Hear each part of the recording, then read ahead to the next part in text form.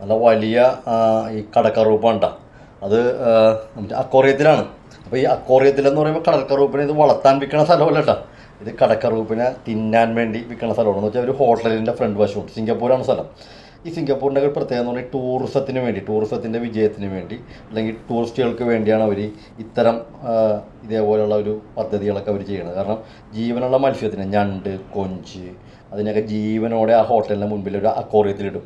അങ്ങനെ അവിടെ വന്ന ടൂറിസ്റ്റുകളൊക്കെ അതിങ്ങനെ ചൂണ്ടിക്കാണിച്ച് തിന്നുകൊണ്ടാൻ പറ്റും. ഇലച്ചിലി, ആയിരംപല്ലി, ഇതൊക്കെ നമ്മൾ ജീവനോടെ കാണുക തന്നെ വളരെ ബുദ്ധിമുട്ടാണ്. കാരണം കടലിൻ്റെ അടിത്തട്ടിലുള്ള മീനാണ്. അപ്പോൾ ഈ ടൂറിസത്തിന് ഞാൻ നേരത്തെ പറഞ്ഞ പോലെ ടൂറിസത്തിന് ഈ സഞ്ചാരികൾക്ക് വേണ്ടി ആണ് അവർ ഇത്തരം ഈ മറ്റേ ഹോട്ടലിൻ്റെ മുൻപിലൊക്കെ വലിയ അക്വേറിയം ഉണ്ടാക്കി ജീവനുള്ള മത്സ്യത്തിനൊക്കെ കിട്ടുന്നത്. അപ്പോൾ ഈ ടൂറിസ്റ്റുകൾ വരുമ്പോൾ അവർ ചൂണ്ടിക്കാണിക്കുകയല്ലേ, ഇന്ന മത്സ്യം വേണോ അല്ലെങ്കിൽ ഇന്ന കൊഞ്ച് എന്നൊക്കെ വേണമെന്ന് പറയുമ്പോൾ അതിങ്ങനെ ഫ്രഷോടെ ഇങ്ങനെ പിടിച്ച് ഫ്രഷായി തന്നെ പിടിച്ച് ജീവനം അത് പാചകം ചെയ്ത് കൊടുക്കുമ്പോൾ അതിന് പ്രത്യേക ഒരു സുഖമാണ്, നമുക്കൊരു മാനസിക സന്തോഷവുമാണ്.